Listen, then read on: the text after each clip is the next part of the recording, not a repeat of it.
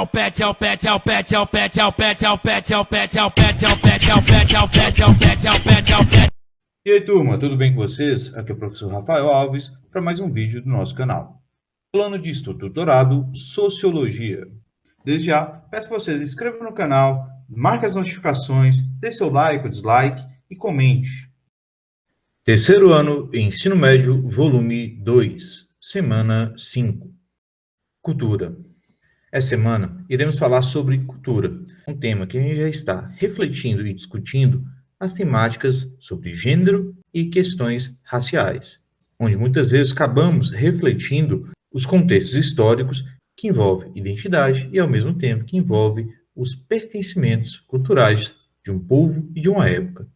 Para essa proposta, então, da nossa semana, vamos provocar aqui uma reflexão inicial. Provavelmente todos vocês já ouviram alguém falar sobre que alguém tem ou não tem cultura. Muito envolve pelo consumo de arte da pessoa. Uma música que ela escuta, um filme, uma série, novela, livro, algo que ela está consumindo dentro de um dos aspectos mais intensos quando falamos de cultura, a questão da arte. E aqui a gente tem que provocar reflexões profundas, por quê? Porque, na verdade, esse julgamento ele parte de um preconceito que tende a definir que cultura vem de uma questão elitizada, ou seja, parte daqueles que têm um poder de dominação na sociedade. E não é bem assim.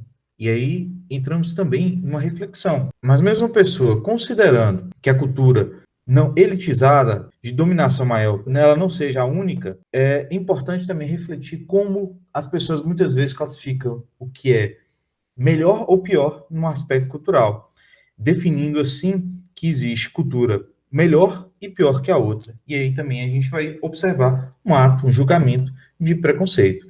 E para evitar essas questões, é importante a gente buscar conhecer o significado de cultura. Então, para essa proposta maior, a gente traz o questionamento. O que é cultura? E aí, você sabe me responder? Para esse questionamento, a gente vai trazer algumas definições importantes. Primeiro todas as pessoas, por viver em uma sociedade, têm cultura.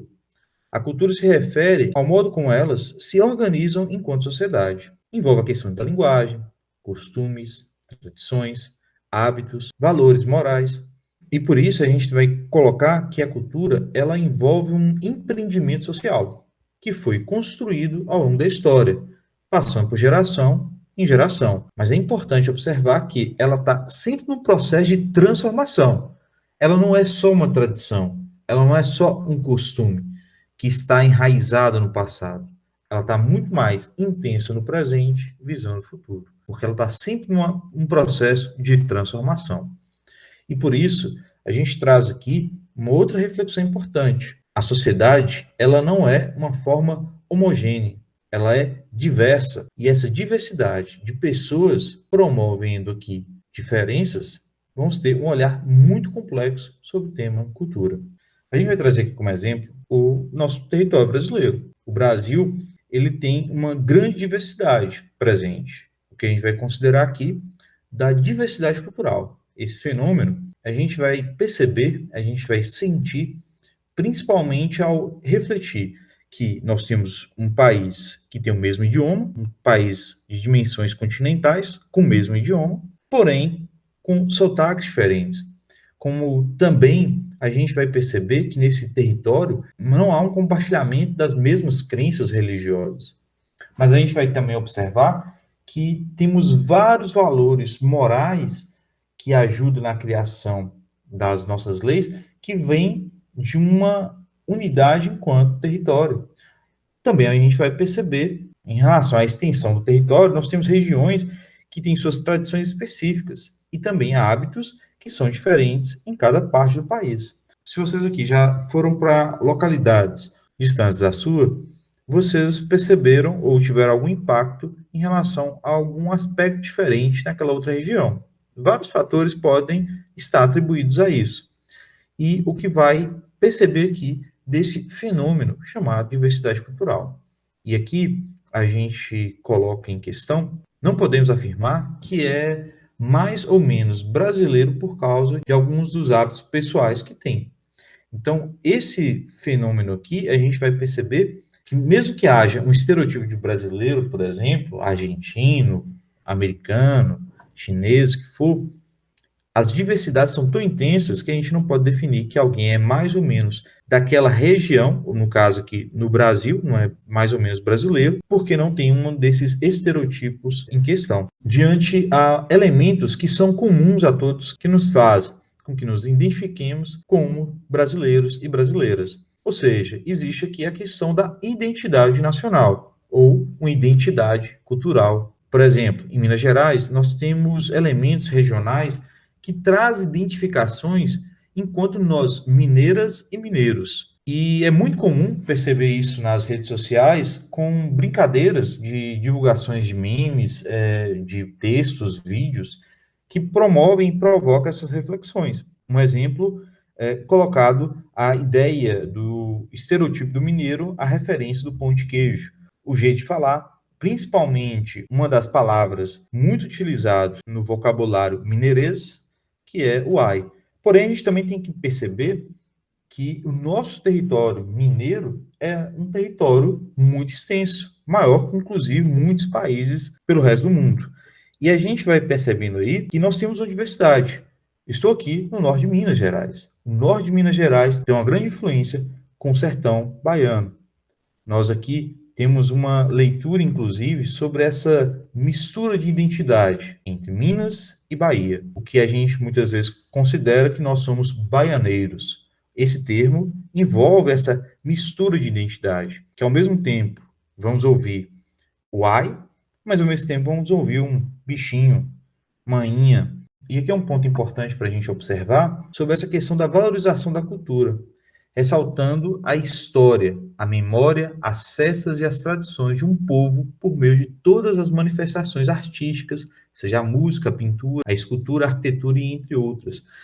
Colocando isso em questão, nós temos vários símbolos, nós temos várias referências para trazer nossas identidades. A manifestação dela a partir da música, por exemplo, temos várias questões, das festividades, várias questões. Um exemplo, o Brasil ele é muito definido para o fora, né, para o resto do mundo, a partir de uma festividade que é o Carnaval. Mas nossa região aqui, por exemplo, esse estereotipo ele não encaixa muito, por mais que existem localidades em Minas Gerais, em todo o território mineiro, analisando, aqui no norte de Minas em questão também, como o Carnaval também tem seu papel de identidade. Mas nós temos outras festividades que trazem as identidades maiores. Talvez aqui no Sertão Mineiro, a identidade das festas juninas é muito mais intensa do que a questão do Carnaval. Ou trazer outras festividades como a Folia de Reis. Envolve questões religiosas, inclusive. E, ao mesmo tempo, envolve processos de sincretismos religiosos e culturais. Então, aqui nós temos vários elementos para a gente analisar. Continuando essa leitura sobre cultura, é importante observar que a cultura é o modo de viver de um povo. Então, ela é socialmente construída. Sendo assim, a cultura não pode ser pensada como algo estagnado, que não muda, porque ela está sempre num processo de transformação, ela sempre está num processo de mudança e deve mudar com o passar do tempo, atentando aos anseios das pessoas. E vão pensar, a geração suas aqui ela tem novas visões em relação à minha geração e gerações mais velhas que a minha. E isso faz parte dessas transformações. O nosso meio de comunicação, que agora, virtual, é um novo meio de linguagem, de meio de comunicação. O meme que eu citei aqui, por exemplo, nós temos aí também no material de vocês, é um novo meio de comunicação. A gente vai observando essas mudanças e transformações. Então, falar da cultura aqui, é importante separá-la da natureza. O que eu quero dizer aqui? Que não é algo biológico. A cultura aqui, no olhar da sociologia, no olhar da filosofia, ela traz um questionamento. E aqui a gente traz o questionamento que, se a natureza muda com o tempo, por meio da evolução, da adaptação das espécies, por que a cultura não mudaria? Vamos pensar mais aqui um pouco sobre esse problema. Então, diante da diversidade cultural que existe, também há a presença de pessoas preconceituosas e intolerantes, que acreditam em suas formas de ver o mundo, de se vestir, de falar, de crer e entre outras questões. Colocando aqui como melhores ou as únicas que estão corretas diante a sua identificação cultural. Acabando aqui cometendo vários tipos de violação contra quem pensa e age de forma diferente. São violências que passam de questões verbais, psicológicas e até físicas. E essas formas de pensar, nós temos um conceito de análise, que é o etnocentrismo, que é a forma de julgar o restante do mundo a partir das características particulares de seu grupo, no caso, seu grupo étnico-cultural. Então, todas essas relações diferentes são consideradas inferiores na visão etnocêntrica. Em muitos casos, sofrem violência, como o racismo, o machismo, a homofobia e a intolerância religiosa, como já refletimos nos outros temas anteriores, como falamos sobre a questão das relações étnico-raciais e as relações de gênero. E aí a gente vai provocar essa reflexão a partir de algumas linhas de leituras sobre essa construção do olhar da cultura e a contribuição também para as teorias do racismo. E aqui é um olhar crítico, inclusive, para as ciências. Não a ciência julgando a ciência como algo ruim, mas como ela foi utilizada de forma errada por pessoas que tinham visões ideológicas, principalmente aqui carregando esse olhar do preconceito, do racismo, que se estrutura na nossa sociedade diante também essas linhas de pensamento ideológicas que foram tratadas como científicas na sua época. Colocando aqui uma citação das sociólogas Silvia Araújo, Maria Bride e Benilde Moutin, temos aqui na página 209 do PET de vocês um esquema para a gente entender essas bases teóricas do racismo. O arianismo, por exemplo, que contribuiu para esse olhar de classificar uma população em limpos de sangue e infectados, que tinha essa visão bastante preconceituosa e foi pensada e refletida pelo filósofo francês Joseph Gobineau, lá ainda no século XIX, ela acabou tendo suas forças muito no século XX, contribuindo para as visões nazistas na Europa. Como também nós temos aqui o darwinismo social, que defende a soberania dos mais aptos. Essa visão aqui, ela foi inspirada na visão e na leitura do naturalista britânico Charles Darwin, que acabou distorcendo aqui, inclusive, nesse olhar do preconceito dentro dessa proposta aí, que foi a ideia evolucionista de Darwin. E essa leitura, ela também influenciou outra linha teórica, que foi o evolucionismo social, que trabalha com um conceito de evolução da humanidade, dividindo os indivíduos em categorias, como selvageria, barbárie e civilização. Essa teoria traz aqui, principalmente, na base do filósofo inglês Herbert Spencer, uma visão do colonizador, né? Uma visão do europeu, uma visão etnocêntrica, né, europeia, diante do resto do mundo. Uma visão que categorizava quem não era igual aos europeus ou como selvagens, como foi principalmente aqui nas Américas, né, a referência, e o continente africano também, ou também como bárbaros. Isso é para a gente fazer uma reflexão crítica dessas linhas de pensamento aqui também, como a eugenia, que também foi intensificada na Alemanha nazista e foi traga aqui pelo cientista inglês Francis Galton, que trazia uma defesa, né, dessa seleção pelo estado de jovens saudáveis e fortes, aptos para procriar seres mais capazes. Essa visão de purificação, inclusive, de raça, que foi intensa no pensamento nazista. A eugenia tinha essa defesa de pureza das raças. E aqui a gente vai percebendo como, infelizmente, a ciência foi distorcida por interesses ideológicos, né? Como foi o caso, principalmente, do nazismo e como surgiu o próprio nazismo. Por isso que a gente também tem que ser crítico em relação a essa visão etnocêntrica, essa visão que foi contribuidora, inclusive, para o racismo estrutural que vivemos hoje. Mas é importante aqui a gente questionar sobre a questão da cultura e entender ela de uma forma mais complexa para não cairmos também numa visão etnocêntrica, como já refletimos aqui. Como forma aqui para a gente fazer essa leitura, A gente vai observar, então, que essa cultura, sobre as formas intolerantes da prática da cultura, vamos resolver um dilema importante. A cultura não é algo que deve ser estagnado. Ok, já chegamos a uma reflexão sobre isso. Mas como podemos resolver um questionamento aqui sobre a questão da valorização da cultura? A gente ouve muito sobre isso, né? Valorizar a cultura, valorizar a identidade cultural, as nossas identidades culturais. Se ela tem, se ela carrega tantos preconceitos, por exemplo, como a gente resolver essa questão?